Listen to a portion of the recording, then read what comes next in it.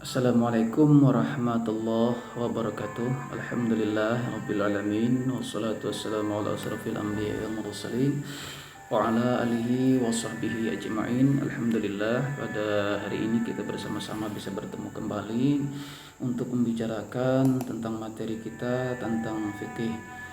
Pada pertemuan yang lalu kita sudah membicarakan tentang hukum Islam, hukum taklifi yang 5, kemudian lagi hukum sah batal, ada ruksah kemarin, yang mana hukum sah batal dan ruksah ini ditentukan oleh beberapa sebab, kemudian syarat, kemudian rukun, kemudian penghalang. Dan sebab, syarat, rukun dan penghalang ini bisa merubah keadaan hukum yang pada asalnya misalnya makruh bisa berubah menjadi mubah.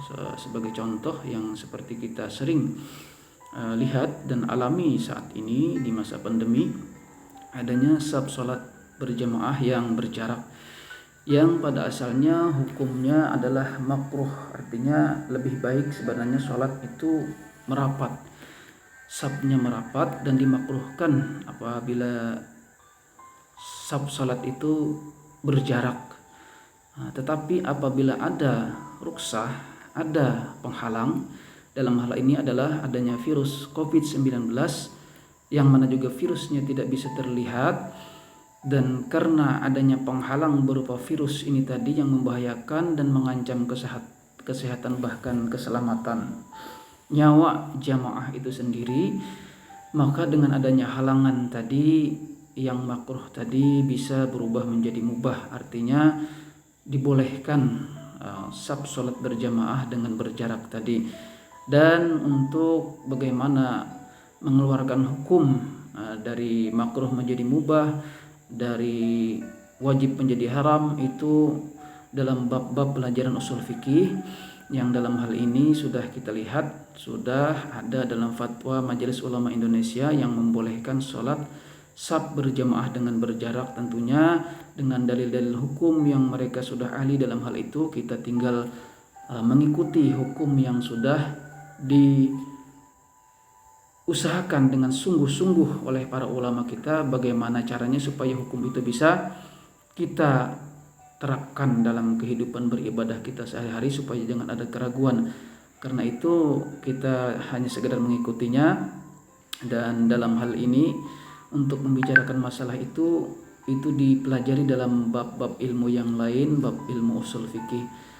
Kita sebagai seorang muslim sudah ada hukum-hukum yang sudah dalam artian sudah masak oleh, dipikirkan, diusahakan oleh para ulama-ulama kita, maka hukum-hukum yang tertuang itu sudah disebut di dalam ilmu fikih, Karena itu nanti dalam ilmu fikih ini kita belajar tentang hukum-hukum yang sudah dikeluarkan itu, apakah sudah itu bentuknya diharamkan, dimakruhkan, disunahkan, dan kita tidak perlu lagi terlalu mendalami tentang bagaimana keluarnya hukum tersebut, karena sudah ada ulama-ulama kita yang sudah tentu dengan keilmuannya yang sangat tinggi, dan bukan hanya satu orang ulama tapi beberapa orang ulama yang disebut dengan Majelis Ulama Indonesia sudah berijtihad, sudah bersama-sama untuk memikirkan bagaimana solusi daripada suatu perbuatan agar mana tidak meragukan lagi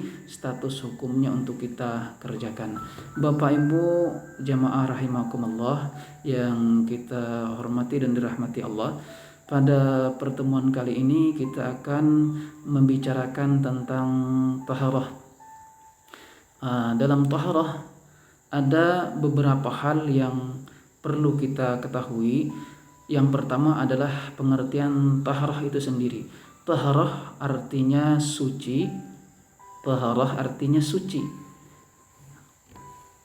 Kalau bersih itu disebut nazofah.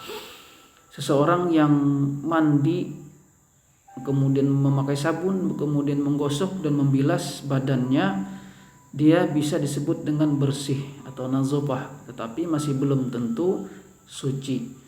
Karena untuk menentukan suci atau tidaknya itu, maka seseorang juga harus melaksanakan syarat, rukun, kemudian niat lillahi ta'ala. Jadi benar perbuatannya, kemudian sesuai syarat rukun tadi dan diniatkan karena Allah Subhanahu wa taala. Karena itulah dalam taharah ini di samping nanti membicarakan tentang niat, juga membicarakan tentang alat-alat untuk bersuci, yang mana alat untuk bersuci ini nanti yang sering kita gunakan adalah air. Air ini syaratnya adalah suci lagi mensucikan. Bagaimana air yang suci lagi mensucikan? Apakah air ini bisa dipakai berwudu atau tidak? Tentu itu sangat penting untuk kita ketahui sebelum kita melaksanakan taharah itu sendiri. Karenanya para ulama kita juga membuka bab taharah ini biasanya dengan memperkenalkan tentang macam-macam air, yang mana ada 4 macam air. Yang pertama, air yang suci lagi mensucikan. Inilah air yang bisa untuk kita pakai taharah atau bersuci. Air ini adalah air yang sifatnya mutlak. Mutlak artinya tidak berubah, tidak tercampur oleh sesuatu yang berada di luar air tersebut pada asalnya, seperti air sungai, air danau, air sumur, kemudian lagi air kolam misalnya. Tetapi keadaannya mutlak, tidak berubah oleh sesuatu di luar air tersebut. Yang kedua, ada air suci tetapi tidak bisa mensucikan. Air ini suci tetapi tidak bisa mensucikan. Ada beberapa hal yang menjadi penyebabnya. Seperti yang pertama adalah air ini berubah salah satu sifatnya. Sifat air itu sendiri ada warna, ada rasa, ada bau. Jadi berubah sifat air ini, apakah itu warnanya, apakah itu baunya, apakah itu rasanya, berubah karena bercampur dengan sesuatu di luar air itu yang merusak kemutlakan air tersebut.